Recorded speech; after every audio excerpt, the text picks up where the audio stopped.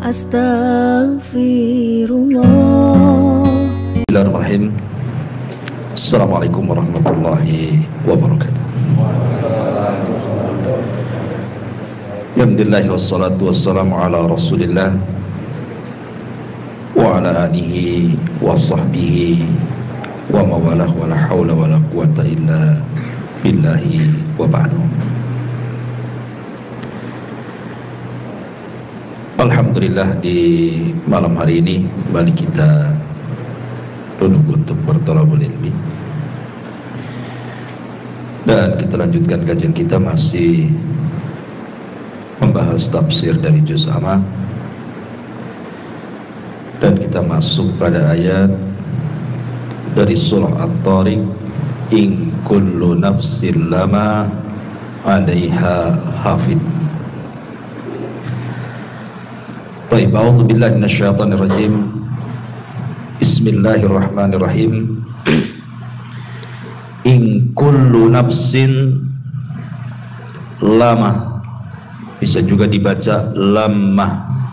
Ada dua qiraah di sini. In kullu nafsin lamma atau lama 'alaiha hafid. Falyanzuril insanu mimma khuliq. Khuliqa mimma indafi yakhruju min baini sulbi wat tara'ib. In kullu nafsin lama 'alaiha hafid. Setiap orang pasti ada penjaganya. Falyanzuril insanu mimma khuliq. Maka hendaklah manusia memperhatikan dari apa dia diciptakan. Khuliqa mimma'in dafiq.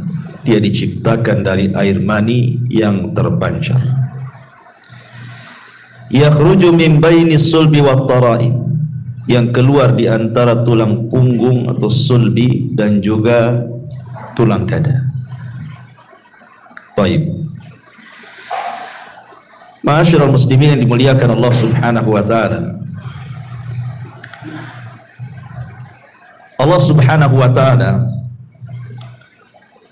adalah zat yang maha rahim, penyayang. Salah satu bentuk kasih sayangnya adalah Allah menjaga kita. Dan Allah Subhanahu wa ta'ala berfirman di dalam surah Yusuf ayat 64, Fallahu khairun hafidha wa huwa arhamur rahimin. Maka dialah Allah penjaga terbaik bagi kita, dan dia maha penyayang di antara hamba-hambanya yang penyayang. Kita lihat pada diri kita sendiri ketika kita berada di perut ibu kita, masih dalam segumpal air mani.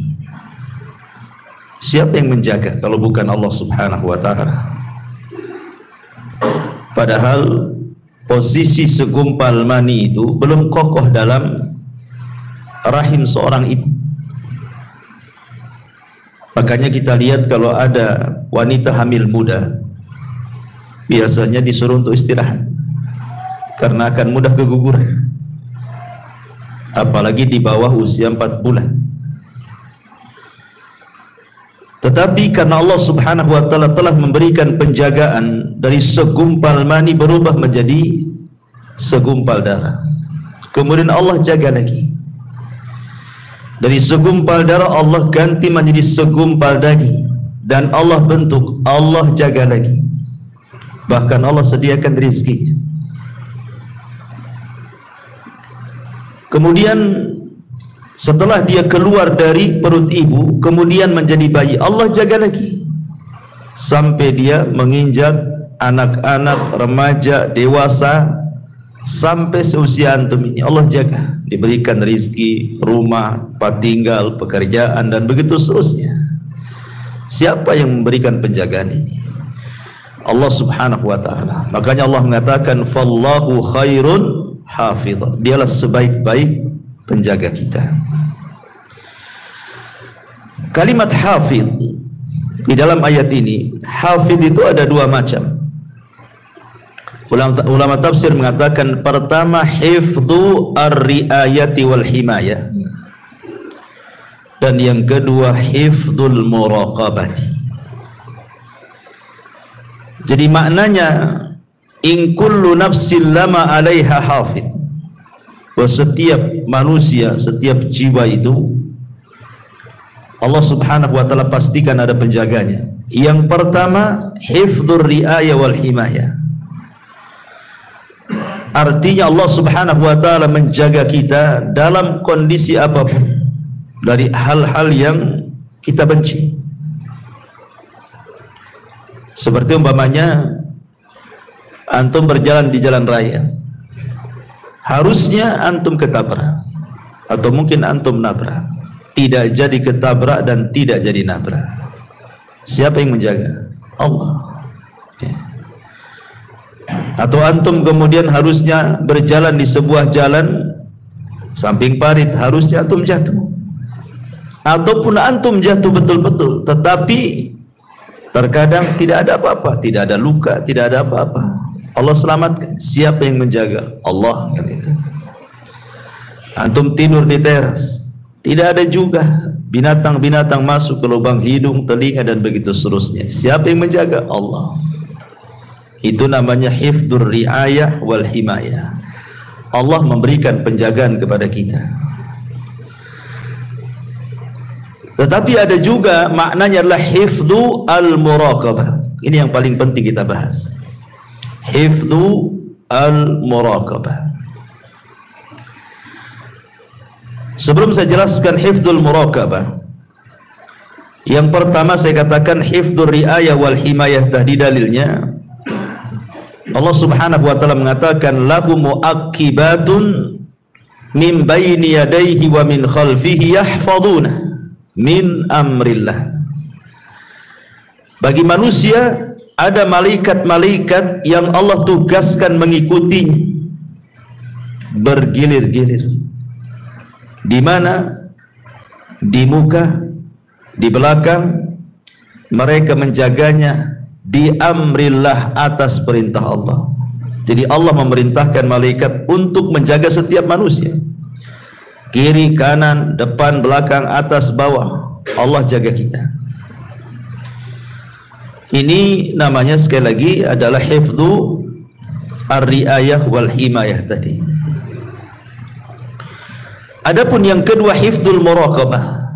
Maksudnya hifdzul muraqabah itu Allah Subhanahu wa taala mengutus para malaikat-malaikat yang senantiasa muraqabah, memperhatikan kita, mencatat seluruh perkataan kita, mencatat seluruh perbuatan kita. Dan ini adalah isyarat firman Allah Subhanahu wa taala, wa inna 'alaikum lahafidin kiraman katibin. Allah Subhanahu wa taala mengatakan di dalam surah Al-Infitar, wa inna 'alaikum lahafidin, padahal sesungguhnya bagi kamu ada malaikat-malaikat yang senantiasa mengawasimu, kiraman katibin, yang mulia di sisi Allah dan yang senantiasa mencatat amal perbuatanmu.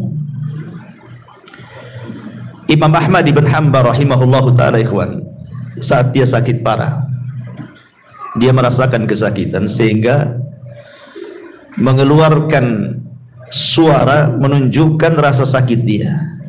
Kayak kita mungkin bahasa kita itu aduh gitu ya, saking sakitnya merasakan sakit sehingga mengeluarkan al-anin dalam bahasa Arab. Dalam bahasa kitanya aduh gitu ya, saking sakitnya. Tapi dia tidak mengeluarkan kata-kata. Maksudnya kata-kata yang kita kenal, aduh sakit kali, nggak gitu, cuman kalimat aduh saja. Jadi ada muridnya di samping Imam Ahmad itu menasihati Imam Ahmad dan mengatakan, ya Imam, innal anina kaulun wal kaulu yuktab. Wahai Imam, sesungguhnya suara erungan orang sakit itu dianggap kata-kata, dan setiap kata-kata pasti dicatat. Dan Allah mengatakan, wa ma yalfidu min qaulin illa ladaihi raqibun atid. Dan tidaklah ucapan manusia kecuali dicatat oleh raqib dan atid. Langsung terdiam Imam Ahmad. Subhanallah. Ya. Padahal dia merasakan sakit luar biasa. Kalau kita bukan ngarang saja, muring-muring. Gitu ya.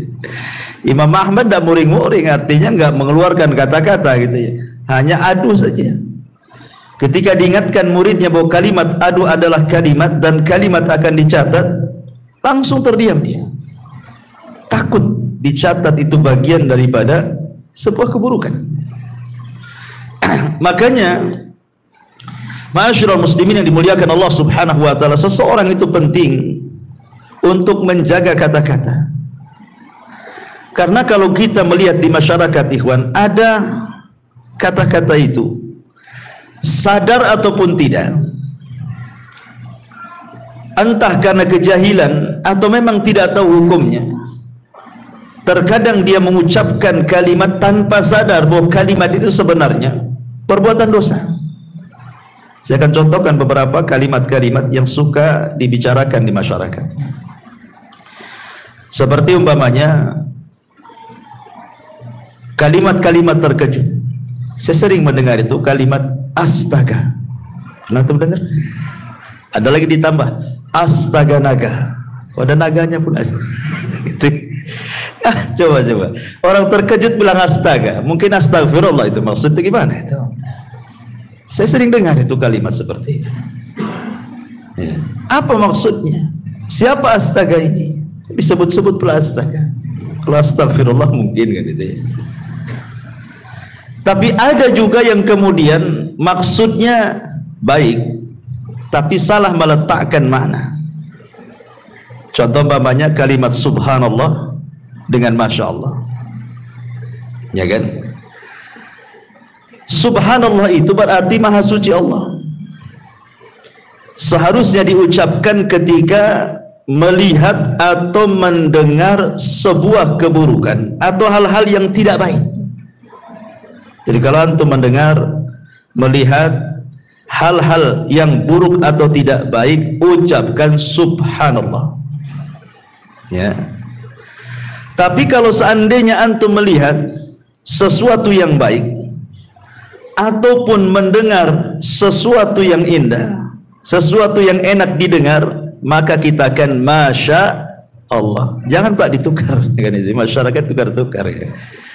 Kalau lihat yang baik subhanallah katanya. Bukan subhanallah, masya Allah. Mana dalilnya?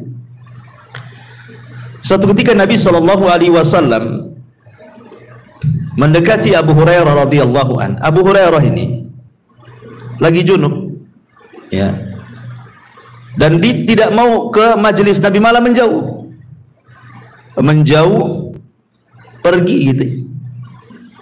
Jadi oleh Nabi SAW dipanggil, ada apa engkau wahai menjauh wahai Abu Hurairah? Kenapa engkau menjauh dariku? Kata Abu Hurairah. Kata Nabi SAW. Kata Abu Hurairah, saya sedang junub wahai Rasul. Saya sedang junub wahai Rasul. Apa kata Rasul? Subhanallah, innal mu'min la yanjus. Wahai Abu Hurairah, subhanallah, maha suci Allah. Seorang mukmin itu tidak najis. Kan Rasul melihat sesuatu yang tidak suka, Abu Hurairah pergi kan. Rasul mengatakan subhanallah, ya kan? Artinya sesuatu yang kita tidak suka melihatnya atau mendengar sesuatu yang tidak suka, ucapan subhanallah.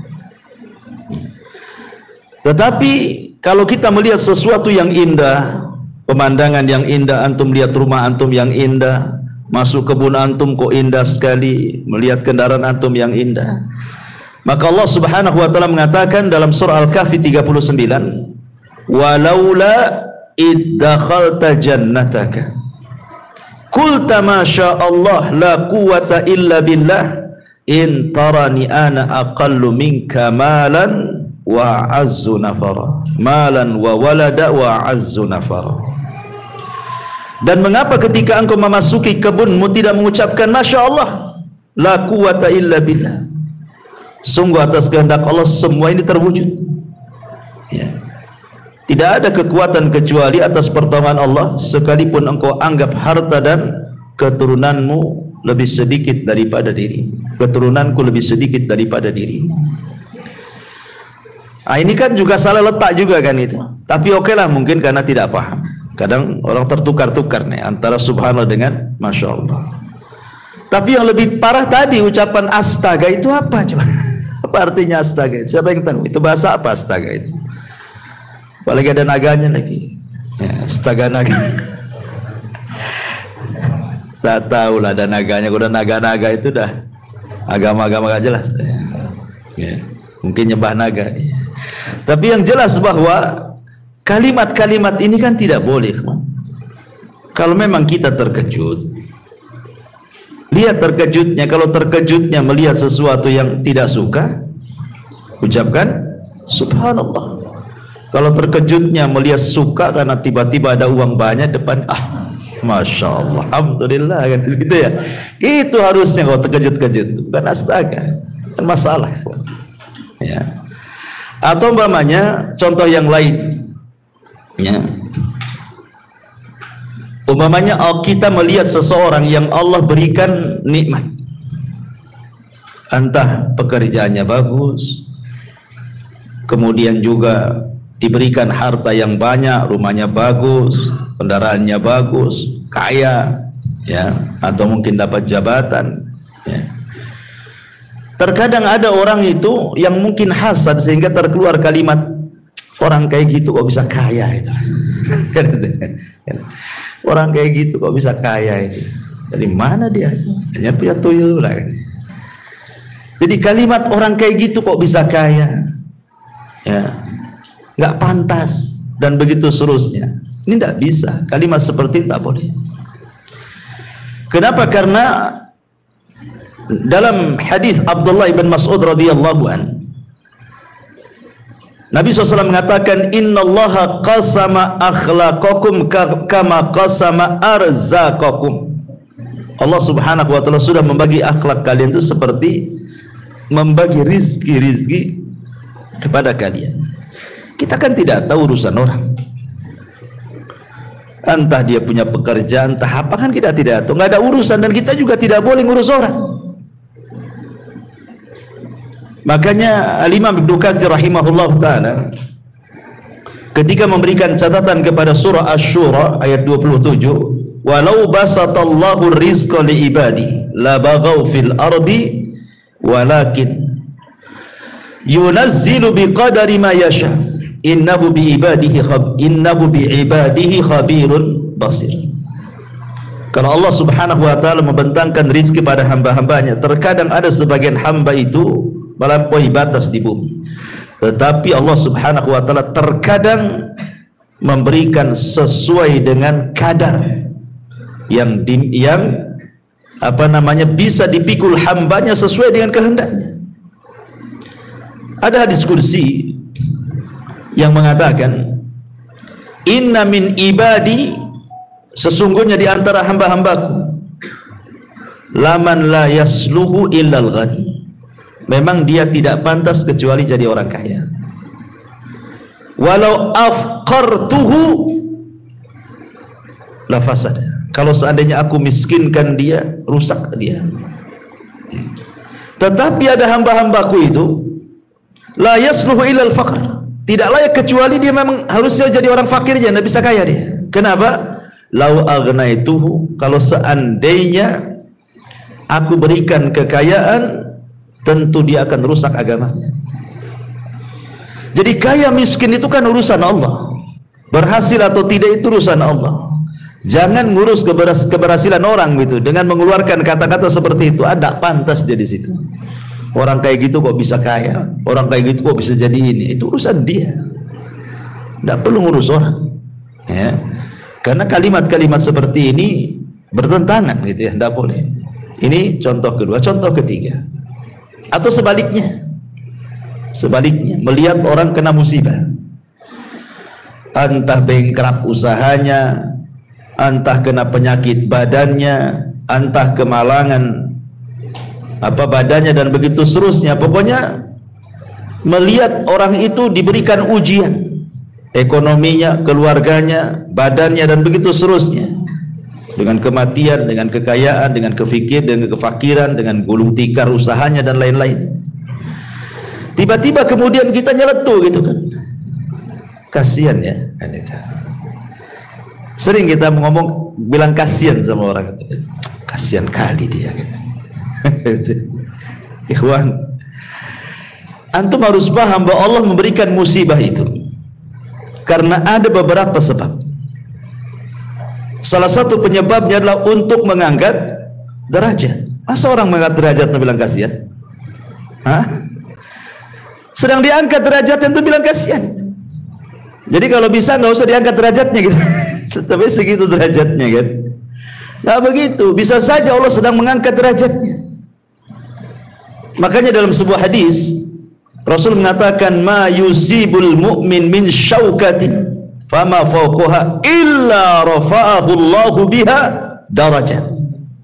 Tidaklah seorang hamba diberikan ujian walaupun hanya satu tusuk duri di kakinya, boleh jadi Allah sedang mengangkat derajatnya. Antum bilang kasihan. Harusnya antum bilang ya inna lillah wa inna ilaihi raji'un. Idza asabatkum musibatun qalu inna lillah wa inna ilaihi raji'un, kan itu kan bahasa. Ya. Jadi lihat, atau mungkin dalam bentuk teguran. Mungkin dia melakukan dosa, Allah tegur supaya dia tobat. Masa antum bilang kasihan biar dia enggak tobat-tobat gitu. Jadi lihat ya, ini kan bahasa-bahasa ini kadang-kadang enggak dikontrol gitu ini. Apakah bahasa ini menentang dalil ataukah tidak? Ya. Atau contoh lainnya seperti orang yang mencela zaman, mencela waktu. Kan sering di masyarakat itu orang yang mencela waktu. Ya wajar, zaman ini zaman edan kan itu. Oh, masa zaman edan kan? Orang yang edan bukan zamannya. Dari dulu zaman itu ya kayak gini saja. Terbit matahari, terbenam dan gitu seterusnya. Jadi ada orang-orang itu yang mudah mencela waktu. Padahal Nabi SAW mengatakan dalam sebuah hadis, la tasubbud dahra fa innama ana dahrun. Jangan mencela waktu, karena akulah yang membolak-balikan waktu. Tidak boleh. Ya. Ataupun contoh yang lain, ucapan mengandai-ngandai itu paling banyak di masyarakat. Ucapan mengandai-ngandai itu, andai anakku tidak keluar gak ketabrak dia. Ya. Coba andai saya nggak jalan ke sini, jalan ke sebelah sana, enggaklah terperosok ke parit katanya.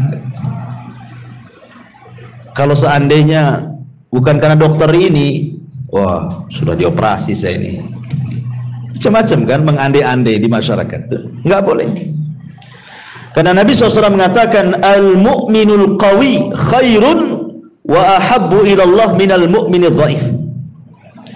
Wa fi kulli khairun ihris ala ma yanfa'uka wasta'in billah wa la ta'jaz wa in asabaka syai'un fala taqul law anni fa'altu kadza lakana kadza walakin qul qaddarallah wa ma syaa fa'al fa inna law taftahu amal syaitan. Kata Nabi SAW, mukmin yang kuat itu lebih saya cintai dibandingkan mukmin yang lemah. Dan pada tiap-tiap sesuatu itu ada kebaikannya. Maka ambillah dengan semangatmu apa yang bisa bermanfaat untuk dirimu, kemudian tambatkan pertolongan kepada Allah. Jangan lemah. Dan apabila musibah menimpamu, jangan mengatakan kalau seandainya aku tidak melakukan ini tentu tidak terjadi itu. Karena kalimat seandainya, andai-andai itu adalah membuka pintu syaitan, kata Rasul. Tidak boleh andai gitu, andai gini ya. Jadi kalimat andai-andai itu tidak benar. Tapi yang betul katakan qaddarallahu wa ma syaa fa'al. Ya ini sudah takdirlah memang anak saya meninggal hari ini. Bukan karena hari ini keluar, seandainya tidak keluar sekalipun, kalau memang hari itu sudah takdirnya, pasti dia mati di rumahnya. Memang sudah jadwalnya dia, sudah antrian dia kan itu. Kan keluar itu sebab saja, matinya tetap hari itu juga gitu maksudnya.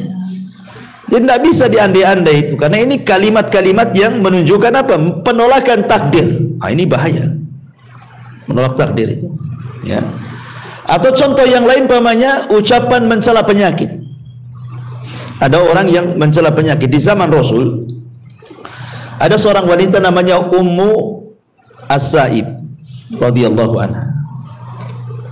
Ummu Sa'ib ini karena sakit kepala diikat pula kepalanya dengan tali. Zaman dulu gitu, karena belum ada bodrek mungkin ya, diikatlah kepalanya supaya mengurangi rasa sakit kepala tuh. Rasul mengatakan, malaka ya Ummu Sa'ib, apa itu kepalamu wahai Ummu Sa'ib? Tiba-tiba Ummu Sa'ib mengatakan di hadapan Rasul sallallahu alaihi wasallam, al-humma la barakallahu fi. Demam wahai Rasul, kepalaku sakit, semoga Allah tidak berkahi, katanya. Maka Rasul mengatakan, la tasubbil humma, jangan kau cela penyakit demam. Fa innaha tadhhabu khataya bani Adam kama yadhhabul kiru khabathal hadid. Boleh jadi demammu itu bisa mengurangi dosamu. Nah, gitu ya. Jangan dicela penyakit itu. Ini karena banyak orang-orang yang mencela penyakit. Kemudian juga merubah-rubah nama-nama Allah yang sudah jelas-jelas itu ismul nama-nama yang agung di masyarakat paling banyak. Abdurrahman dibilang Maman, Abdullah dibilang Dullah, kan itu. Apalagi itu masa coba? Nggak boleh. Nama Allah itu jangan dimain-mainkan. Kalau Abdurrahman, ya Abdurrahman, ngomong seperti itu. Ya Abdullah, Maman, Maman pula. Abdurrahman jadi Maman, coba kan. Ada nama Allah namanya Maman? Nggak ada. Masa Abdullah jadi Dullah? Kalau Dul. Jadi nggak boleh kita ini, itu tidak ikhtiram, su'ul adab namanya, ikhwan. Su'ul adab kepada Allah Subhanahu wa taala. Maka dalam kitab tauhid karya Syekh Muhammad bin Abdul Wahab ada bab namanya bab ihtiram bi asma'illah, menghargai nama-nama Allah Subhanahu wa taala. Jangan itu. Di zaman Rasul itu ada orang namanya Abu Syuraih. Kerjaannya tukang mengislah orang. Tukang di kabilahnya itu, pokoknya kalau ada orang berselisih datang didamaikan. Ya, namanya Hani ibn Kindi. Tetapi karena dia pandai mendamaikan orang, akhirnya orang-orang menyebutnya Abul Hakam. Hakam itu artinya yang pandai memutuskan perkara. Padahal namanya Hani. Jadi orang menggelari dia sebagai Abul Hakam, bapak pemutus perkara. Jadi dia datang kepada Nabi SAW dan mengatakan, ya Rasulullah, sungguhnya kaumku kalau berselisih mereka datang kepadaku, dan aku berhasil dengan hukum yang aku terapkan, mereka berdamai, kebanyakan damai. Kata Rasulullah, ma ahsana hada, alangkah indahnya perbuatan kamu. Tetapi orang ini mengatakan, kaumku menyebutnya Abul Hakam. Nah, Rasul mulai gak enak tuh. Kata Rasul, kamu punya anak berapa? 3. Siapa nama anakmu? Pertama Syuraih, yang kedua Muslim, yang ketiga Abdullah. Maka Rasul mengatakan, anta Abu Syuraih, kamu Abu Syuraih, bukan Abul Hakam. Kan itu diganti sama Nabi. Ya. Kenapa demikian? Karena hakam itu milik Allah. Innallaha hakamun wa ilaihil hukmu.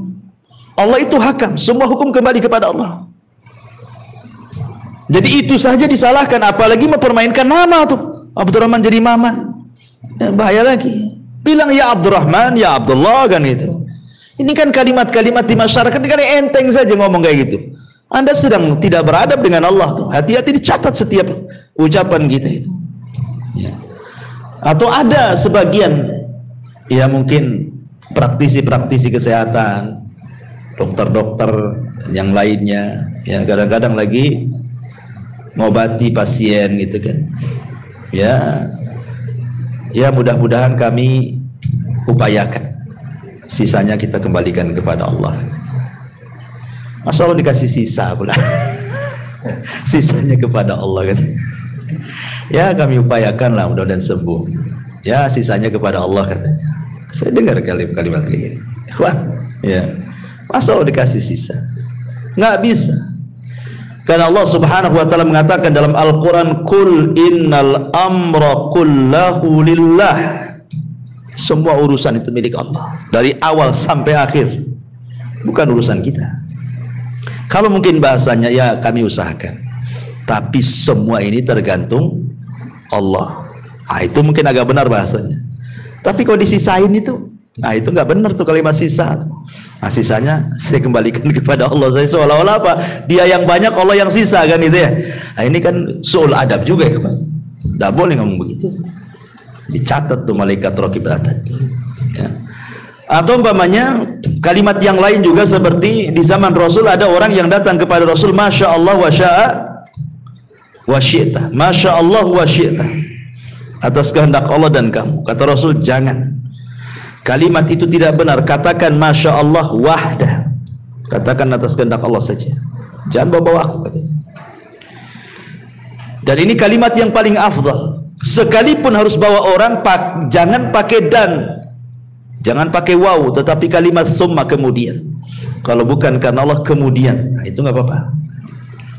Yang lebih parahnya, Allah sudah tidak dibawa-bawa, orang lain, makhluk Allah pula yang dibawa. Ya itu semua berkat kamu, katanya. Lah berkat kamu pula, Allahnya mana? Ya, harusnya ini semua berkat Allah kemudian kamu, kan itu. Ya ini semua karena kamu juga. Nggak boleh kalimat seperti itu syirik asghar. Walaupun hatinya yakin Allah semua berkehendak, tapi dalam Islam itu ucapan orang dijaga. Ya, wa in kullu nafsin lama 'alaiha hafid. Ada penjaganya, ada yang catat loh. Jangan sembarang ngomong itu. Makanya ada hadis Nabi SAW mengatakan, wa innal 'abda la yatakallamu bil kalimati la yulkilaha balan min sakhatillah yahwi sahibuha fi nari jahannam ab'ad ma bainal masyriqi wal maghrib. Ada seorang hamba itu, ikhwan, kata Nabi, mengucapkan satu kalimat tanpa sadar diucapkan, tanpa sadar, seperti orang yang latah itu kan tanpa sadar tuh, kaget jangkrik katanya. Orang kaget kok ngomong jangkrik atau ngomong apa. Kadang-kadang yang kotor ada juga tuh. Saya pernah mendengar tuh orang kaget yang diucapkan itu, naudzubillah, kemaluan orang. Diucapkan pula itu lagi, setiap dia kaget itu pula yang diucapkan. Lihat kata Nabi, terkadang ada seorang hamba mengucapkan satu kalimat tanpa sadar. Nah, itulah orang kaget itu nggak sadar tuh. Toto ngomong saja kan. Rupanya kalimat itu membuat Allah murka. Apa yang terjadi? Cukup dengan satu kalimat itu Allah masukkan ke dalam jahanam yang jauhnya lebih jauh dibandingkan jarak barat dan timur. Ya, ngeri kan? Makanya hati-hati dalam mengucapkan kalimat ini. Atau mungkin di masyarakat juga ada yang ngomong gini, saya haramkan yang injak rumahku, katanya.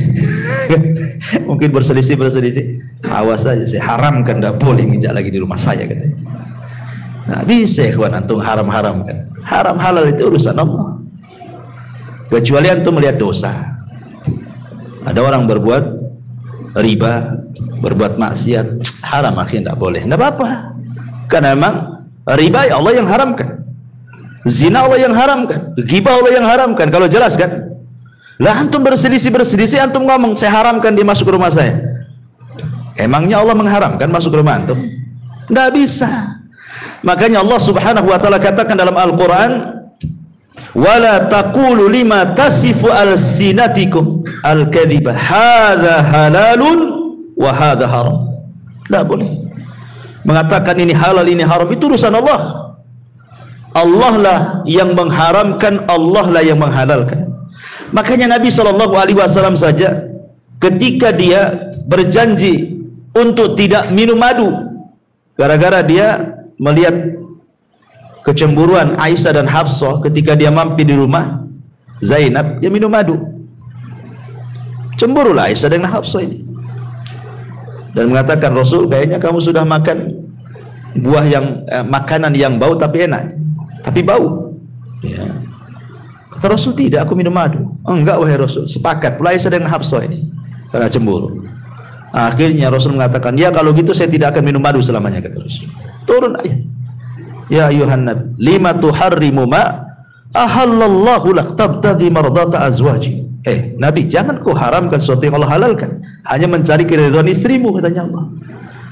Jadi urusan halal haram itu urusan Allah. Tiba-tiba antum mengatakan saya haramkan dia masuk ke rumah saya. Ini hati-hati loh. Ya mungkin maksudnya itu dia tidak mau nginjak rumah dia, tapi jangan menggunakan kalimat seperti itu maksudnya. Jangan menggunakan kalimat halal haram, itu urusan Allah. Nah, ini kan kalimat-kalimat seperti ini kalimat-kalimat bahaya. Dan yang lebih parah lagi, tukang laknat. Ya, tukang laknat. Ada orang nonton bola ya, gara-gara kalah itu, gara-gara gol itu, dimaki itu pemain. Anjing orang ini katanya, masa nggak bisa gol kan? Lah kok orang, apa urusan antum dengan pemain bola? Kenapa dianjing-anjingkan orang itu? Seandainya antum yang main di situ mungkin lebih anjing lagi. Nggak bisa lagi antum. Mungkin nggak dapat bola di lapangan itu. Antum bisa mencela, nengok YouTube lo bisa mencela. Oh goblok kamu. Orang lo digoblok-goblokin, nggak kenal pun tidak. Hanya gara-gara nonton aja, entah nonton apa digoblok-goblokin orang itu. Jadi ini kan tukang laknatnya, hati-hati kan. Kadang-kadang mungkin dululah seandainya kita ini pernah jahiliyah suka mengucapkan kalimat bertobat, itu kalimat laknat. Nabi SAW sampai mengancam, la yakununa al-la'anuna syufa'a yaumal qiyamah wala syuhada yaumal qiyamah. Tukang laknat itu tidak akan dapat syafaat, bahkan tidak jadi saksi pada hari kiamat. Diancam dengan enggak dapat apa-apa ya. Makanya di sini Allah Subhanahu wa taala mengatakan bahwa di antara makna hafid adalah hifdzul muraqabah. Artinya Allah mengutus malaikat-malaikat itu yang menjaga kita dengan cara mencatat. Semua kata-kata kita dicatat. Tidak ada satupun kata-kata yang keluar kecuali dicatat. Sehingga ulama mengatakan kata-kata manusia itu ada 3. Ada yang terkandung dosa secara mutlak, ada yang terkandung pahala secara mutlak, ada yang tidak terkandung dosa dan juga pahala. Tiga-tiganya dicatat kata para ulama. Baik yang mengandung dosa secara mutlak dicatat, mengandung pahala secara mutlak dicatat, ataupun yang tidak mengandung dua-duanya dicatat. Tapi apakah kemudian tiga-tiganya dihisab? Wallahu a'lam. Ada yang mengatakan yang dihisab adalah yang kata-katanya mengandung pahala secara mutlak, dan yang mengandung dosa secara mutlak. Yang tidak mengandung pahala dosa tidak dihisab. Ada yang mengatakan tiga-tiga dihisab. Naudzubillah. Jadi makanya dari sini penting seseorang itu untuk menjaga lisan. Makanya ulama mengatakan salah satu obat supaya kita bisa menjaga lisan itu, maksudnya untuk mengeluarkan kata-kata yang jelek, akhirnya dicatat keburukan. Karena kata-kata itu apalagi dalam bentuk tulisan, ikhwan, dan tulisan itu sudah menyebar, sulit untuk ditarik, sulit ya. Kata-kata baik lisan ataupun tulisan kalau sudah menyebar, macam mana untuk menariknya coba? Antum gibai orang di depan orang, orang ini akhirnya ngikuti menukilkan perkataan antum kepada orang, akhirnya orang itu menukilkan perkataan dia dari kita terus kemana-mana kan. Siapa yang bisa menarik kata-kata itu semua? Atau tulisan, copy paste share sama share, gimana cara narinya? Walaupun di akun antum sudah antum hapus, tak bisa. Makanya pada hari kiamat dalam surah Yasin Allah mengatakan, yauma nakhtimu ala afwahihim wa tukallimuna aydihim wa tashhadu arjuluhum. Di hari di mana lisan terkunci, tangan pula bicara, kaki pula jadi saksi ya. Maka yang pertama kata para ulama, biasakan al-haya'u minallah wa min ibadillah. Tanamkan sifat malu dari Allah dan dari hamba-hambanya. Malu. Karena perkataan yang turun temurun dari para nabi itu, apa kata Rasulullah? Illam tastahi fasna ma syi'ta. Kalau engkau tidak punya rasa malu, lakukan, ucapkan sesuka kamu. Maka tanamkan rasa malu. Yang kedua, al-khaufu minallah. Tanamkan rasa takut bahwa semua akan dibalas, semua ada catatannya, semua ada hisabnya, semua ada balasannya. Semua. Seorang bertasbih subhanallah, subhanallah, alhamdulillah, alhamdulillah, la ilaha illallah. Lihat tujuannya. Karena ini dicatat. Kalau tujuan antum beribadah, berzikir kepada Allah Subhanahu wa taala, dapat pahala. Tapi kalau umpamanya tujuannya hanya takabur, ijab, menyombongkan diri saja, semua pun akan dicatat. Walaupun sama-sama ucapannya loh. Sama-sama tasbih, tahmid, takbir itu kan ucapan bagus sebenarnya, itu kan zikir gitu ya. Tapi itu saja dilihat siapa pengucapnya coba. Abdullah bin Mas'ud radhiyallahu anhu suatu ketika diajak oleh Abu Musa al-Asy'ari masuk ke sebuah masjid. Di masjid itu banyak halaqah memutar. Kemudian bawa batu. Tasbih sekian kali dihitung pakai batu 100 kali. Takbir 100 kali. Ini 100 kali. Nanti dipindah lagi batunya ke sebelahnya. Begitu terus. Kata Abdullah bin Mas'ud ini, kalian ini apa? Lihat loh Nabi, pakaiannya aja masih bagus, belum robek, bencana nggak ada yang pecah. Kenapa kalian melakukan yang tidak diajarkan Nabi? Apakah kalian lebih berpetunjuk daripada agama Nabi? Ataukah sengaja kalian membuka pintu kesesatan? Syahidnya kata Abdullah bin Mas'ud, uddu sayyiatikum wa ana dhaminun alla yadhi'a min hasanatikum. Hitung kesalahan kalian dan saya jamin kebaikan kalian tidak akan hilang. Kenapa disuruh menghitung kesalahan coba? Tidak menghitung kebaikan. Kenapa kalimatnya hitung kebaikan kalian? Ya, kenapa hitung kesalahan kalian? Saya jamin kebaikan kalian tidak akan hilang. Hitung kesalahan kalian. Karena kesalahan itu biasanya mudah diingat. Dan kebaikan itu kadang-kadang kita tidak tahu karena pahala kebaikan itu kan dilipat gandakan. Kita susah menghitungnya. Tetapi dosa itu satu dosa satu maksiat satu dosa kan gitu. Kalau pahala ini kadang-kadang satu pahala satu amalan soleh berlipat ganda kan pahalanya. Seperti sabar. Tidak jelas berapa nominal pahala orang sabar itu. Gimana cara ngitungnya? Ya. Tapi kalau perbuatan maksiat kan jelas tuh. Satu maksiat satu dosa kan itu ya. Dan begitu seterusnya. Kecuali syirik menggugurkan semua amalan dia kan itu. Tapi lihat bagaimana di sini. Mereka kan zahirnya bagus kan, tasbih, tahlil, takbir, baca sekian kan. Sampai-sampai mereka juga mengatakan, ya Aba Abdurrahman, ma nuridu ilal khair. Wahai Aba Abdurrahman, kunyanya Abdullah bin Mas'ud, kami tidak menghendaki kecuali kebaikan loh di sini. Apa kata Abu Mas'ud? Kam min muridil khairi lan yusibah. Berapa banyak orang-orang yang menghendaki kebaikan gak dapat pahala katanya. Tidak semua sesuatu yang dianggap baik itu benar. Nah, jadi harus baik dan benar. Baik, ikhlas, benar, mencontoh Nabi, itu maksudnya begitu. Ya. Jadi tasbih itu tidak usah dihitung-hitung. Tasbih aja lah kan itu ya. Kecuali memang ada syariatnya seperti setelah sholat kan ada hitungannya tuh. Sekian kali tasbih 33, takbir 33, tahmid 33, genapkan dengan la ilaha illallah wahdahu la syarikalah kan. Atau umpamanya siapa yang membaca subhanallah bihamdi 100 kali dalam sehari semalam maka akan dihapuskan dosanya walaupun seperti buih di lautan. Adalah perkara-perkara yang memang di sana disunahkan untuk dihitung kan gitu. Tapi kalau zikir mutlak sudah antum zikir aja lah, enggak usah dihitung-hitung. Sebab kalau menghitung-hitung ibadah itu biasanya cenderung i'jab li nafsi, cenderung ingin membanggakan dirinya. Saya sudah sholat sekian kali, saya sudah puasa sekian kali, sudah haji, sudah sedekah sekian. Kalau orang menghitung itu cenderung seperti itu.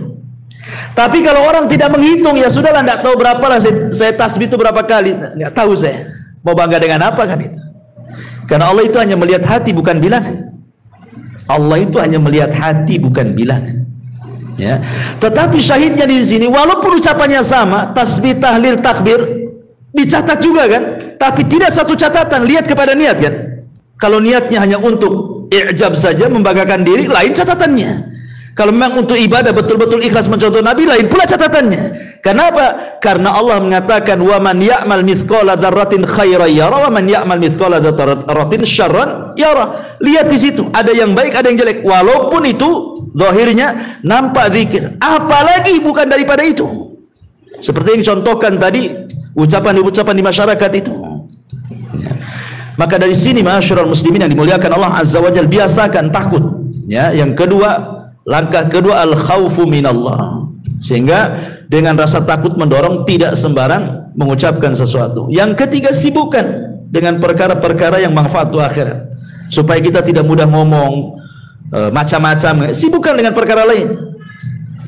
Umpamanya ini satu ruangan nih, maaf ibu-ibu ya, kawan lagi gibah nih, kita mau keluar pula dari situ, malas gitu ya, segan, gak enak, ya sudah sibukkan aja zikir bu, biar orang itu gibah, ibu zikir lah, Kemudian yang keempat, isti'mal uslub al-kina yati badal at-tasrih bi al-fadil badi'ati allati takhullu bil haya.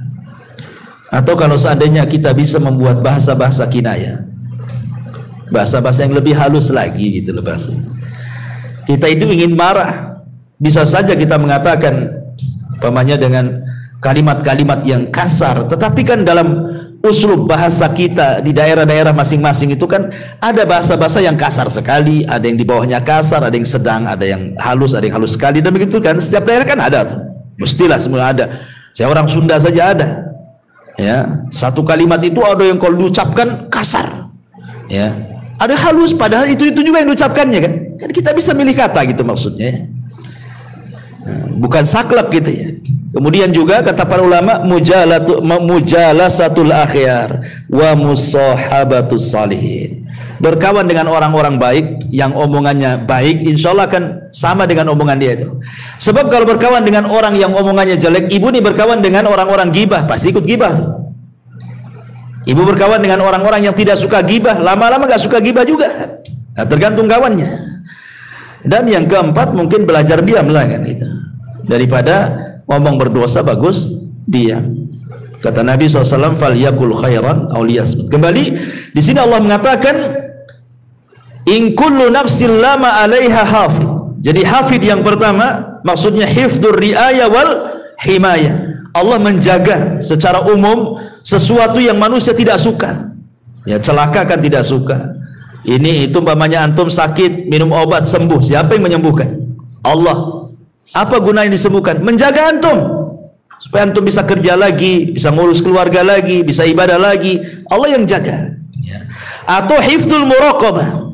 Allah utus malaikat-malaikat itu yang betul-betul mengawasi kita. Wa inna 'alaikum lahafidin. Siapa hafidin? Kiraman katibin, yang mencatat. Jadi setiap amal kita dicatat dan dijaga catatannya, setiap ucapan kita dijaga dan dicatat, sehingga amal dan perbuatan inilah yang sebagai bukti kita di hadapan Allah Subhanahu wa taala. Bahwa inilah saya sudah banyak berzikir, banyak melakukan amal soleh ini ya Rob ini. Makanya dengan bangganya nanti pada hari kiamat, orang-orang yang mampu mengambil dengan tangan kanannya catatannya apa? Ha umuqra'u kitabiyah. Lihat catatanku katanya. Bangga dia. Tapi orang-orang yang mengambil tangan kirinya nggak mau dipegang, maunya dilempar aja tuh. Karena dia tahu isi catatannya apa. Ya. Jadi hifdzu al-muraqabah. Dan ingat, Allah Subhanahu wa taala akan lebih menjaga lagi kepada orang-orang yang beriman. Ibrahim alaihi salatu wassalam ketika dilempar ke dalam api, tidak ada apa-apa, tidak terbakar, tidak ada apa-apa kan. Kenapa? Karena dia menyandarkan penjagaan kepada Allah. Hasbunallah wa ni'mal wakil. Ketika Ibrahim mengucapkan kalimat ini, datang perintah dari langit, qul ya naru kuni bardan wa salaman ala Ibrahim. Ibrahim pun tidak terbakar. Fallahu khairun hafidha wa huwa arhamur rahimin. Allah sebaik-baik penjaga. Ya. Artinya bahwa semakin kita lebih dekat kepada Allah, lebih beriman kepada Allah, berarti penjagaan Allah semakin kuat kepada kita. Ini diantara tafsiran dari in kullu nafsin lama 'alaiha hafid. Ya, saya kira cukuplah satu ayat saja. Iya, ini sudah keringatan pula sini. Tadi kedinginan. Nah, tapi sebelum saya tutup, kalau ada yang mau tanya sih.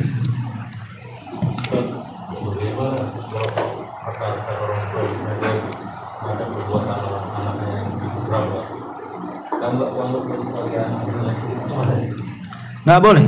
Ya. Ya kadang ucapan orang tua itu mungkin saking marahnya, akhirnya kemudian mengingkari anaknya. Kamu itu bukan anakku katanya. Oh itu anaknya kok. Wah bukan anaknya pula. Emang udah tes DNA apa? Ya. Nggak boleh orang tua itu, sekali lagi, bahwa da'watul walid liwalidihi mustajab. Doa orang tua kepada anak itu mustajab. Ingat cerita Jures. Dia sedang sholat sunnah, bukan sedang kerja, bukan karena nakal. Dia sedang sholat sunnah, dipanggil sama ibunya. Akhirnya tak mau pula dia datang kepada panggilan ibunya. Alasannya apa? Pusing Jures, saya lagi sholat nih. Ini hak Allah. Satu sisi ibu pula manggil, ada pula hak orang tua. Nimbang, nggak benar lah, hak Allah lebih saya utamakan. Tetap dia sholat. Padahal secara hukum dibatalkan sholatnya karena panggilan orang tua itu wajib, sholat sunnahnya sunnah sana. Sunnah saja kan, al wajib lebih dahulukan dibandingkan yang sunnah kan itu. Tapi jurais karena dia tidak tahu ilmunya, sampai ibadah terus karena jurais itu sholat terus dia, tidak berhenti sholatnya. Akhirnya lain waktu ibunya manggil sholat lagi, tetap aja dia dengan sholatnya. Kesempatan lain sholat lagi, dipanggil lagi, marahlah ibunya. Akhirnya ibunya berdoa, ya Allah jangan kau wafatkan anakku si Jurais sampai kau pertemukan dengan pelacur, katanya. Terlontar kalimat seperti itu. Ikhwah, ya, zalim kepada orang saja, menyakiti orang, kalau dia sampai berdoa kepada Allah mustajab, ikhwan. Apalagi sama orang tua. Sampai seorang saya bercerita, ada seorang dokter. Dokter ini paling hebat di mustasfa, di rumah sakit itu paling hebat. Sudah mengeluarkan karya-karya. Pokoknya ilmunya paling hebat lah di rumah sakit, di antara rekan-rekannya itu. Sehingga dia sombong. Akhirnya kemudian dia suka menyakiti hati rekannya dengan kalimat-kalimat yang kasar. Akhirnya rekan ini merasa sakit hati. Tiba-tiba dia berdoa kepada Allah Azza wa Jalla, orang yang disakiti ini. Tengah malam, sepertiga malam dia menengadahkan tangan ke ya Allah, sebagaimana kau berikan dokter itu kecerdasan karena kedua matanya. Dan orang cerdas karena banyak baca kan itu. Sebagaimana kau berikan kecerdasan kepada dokter itu dengan kedua matanya, ya Allah butakan matanya. Akhirnya Allah mustajab doanya. Beberapa waktu kemudian entah kenapa matanya sakit, kemudian diobati sampai dioperasi nggak ketolong, buta lah mata dokter itu, buta. Ini doa mustajab kan, orang yang zalim. Akhirnya pulang buta. Awalnya istrinya yang mau merawat dia, namanya suaminya, sehari, 2 hari, setahun, 2 tahun, 3 tahun, 4 tahun. Lama-lama bosan juga istrinya. Apalagi uangnya habis karena untuk perawatan suaminya. Buta, orang buta nggak bisa kemana-mana. Ya. Akhirnya kemudian istrinya mulai datang setan ngasih was-was, disuruh dibuang ke panti jompo. Sudah tua, dibuang ke panti jompo suami yang buta. Akhirnya udah lama-lama di panti jompo, minta cerai, habis dunianya. Jadi suatu ketika dia sedang berjalan, ketemulah rekan sesama dokter. Zaman dulu dia masih di atas angin itu. Kemudian rekan dokternya mengatakan, wahai dok, kira-kira kalau seandainya Allah berikan sesuatu kepadamu, apa yang kau hayalkan? Kata dokter, demi Allah, seandainya aku tidak diberikan kecerdasan, tidak diberikan ke karya, jadi orang awam saja tidak apa-apa, tapi Allah berikan pandangan mata kepada aku. Hanya minta itu saja. Gak apa-apa aku bodoh kayak orang-orang awam, tidak perlu jadi dokter jalan, gak apa-apa, yang penting aku bisa melihat, katanya. Ya kan? Nah, apalagi ini Jurais ini kan cerita orang tua ini. Orang tua disakiti, kawan. Ya betul-betul didatangkan pelacur akhirnya kan, menggoda Jurais. Sampai akhirnya pelacurnya berzina dengan penggembala, hamil, melahirkan, dituduh pula si Jurais yang menghamili, digempur tempat ibadahnya, hampir dibunuh si Jurais. Kalau bukan kalau Allah menjaga Jurais ini. Sebelum dibunuh dia mengatakan, kembalikan tuh si bayi-bayi yang kau tuduhkan tuh anakku, katanya. Cubit. Dicubit akhirnya, man abuk, siapa bapakmu? Tiba-tiba ngomong pula bayi ini, bapak saya penggembala kambing. Coba kalau bayi-bayi hasil zina bisa bicara, ya kawan, hati-hati tuh. Man abuk, katanya. Semua kena. Masyaallah muslimin yang dimuliakan Allah Azza wa Jalla. Jadi sebaiknya kalau kita sebagai orang tua, memang terkadang ada orang tua itu saking marah sekali kan gitu. Ya ini juga nasihat kepada saya, antum tuh siapapun gitu. Ya harus berusaha lah. Kadang-kadang kita juga, saya juga kadang-kadang kalau terlampau ini, kadang nyesel juga kan itu. Ada loh, terpaksa ngomong, nyesel juga setelahnya. Memang harus dibiasakan. Dibiasakan. Artinya kalau kita semarah apapun itu, kalau bisa orang tua itu tafaul saja. Tafaul itu maksudnya ucapkan kalimat baik, mudah-mudahan bisa membalik 180 derajat anak kita. Tafaul. Anak itu nakalnya luar biasa. Secara logika susah dia sadar. Apalagi anak tanggung-tanggung tuh biasanya tuh, nakal-nakal tuh. Anak SMP itu tanggung-tanggung tuh yang kurang ajar biasanya. Gitu ya. Tafaul saja, mudah-mudahan dengan tafaul itu Allah robah 180 derajat.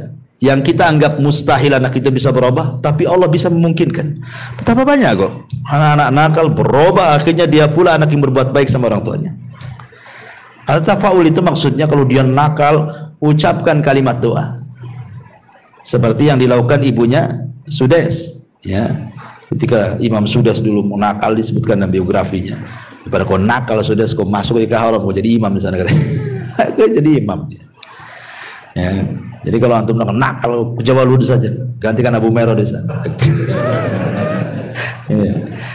Ya, masyaallah muslimin yang dimuliakan Allah Azza wa. Jadi sebaiknya jangan, apalagi sampai kemudian lebih daripada itu, mati aja nak katanya. Kalau kau tahu kayak gini katanya, waktu bayi udah kecekik kamu itu katanya, biar mati ini.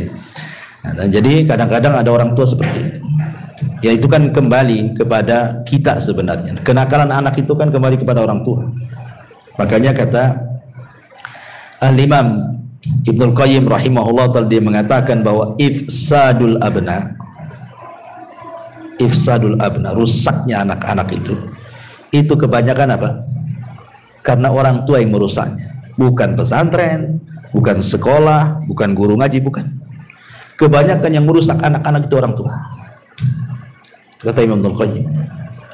Sebab kalau orang tua dari awal dia mencari jodoh, cari yang soleha atau cari yang soleh kan gitu ya, kemudian punya anak, tentu otomatis kalau dua orang tuanya soleh-soleha kan pasti akan dididik dari kecil.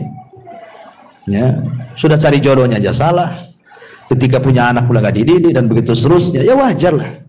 Ketika sama-sama sudah tobat, ibunya tobat, bapaknya hijrah, anaknya pengen hijrah, tergesa-gesa ke ibunya. Kadang-kadang disitulah diuji orang tua.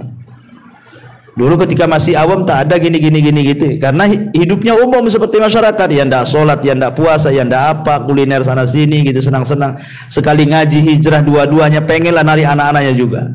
Iya, orang tua sudah dewasa, senang dia mikir, istri diajak mau saja kan gitu. Sekali anak yang belum siap diajak, murka dia. Yang biasa main sana sini dilarang, jangan main, pulang. Ribut ya kan sama orang tuanya. Ya. Sampai saya itu macam-macam itu kasus di Jabal Uhud, anak-anak itu. Kadang-kadang kasihan orang tua, diuji betul sama anaknya. Ya memang begitulah, kadang-kadang kudrat anak itu jadi fitnah jadinya kan. Ya. Wallahu a'lam. Baik, saya kira cukup. Subhanallah bihamdika, asyhadu an la ilaha illa anta astaghfiruka wa atubu ilaik. Allah taala. Assalamualaikum warahmatullahi wabarakatuh.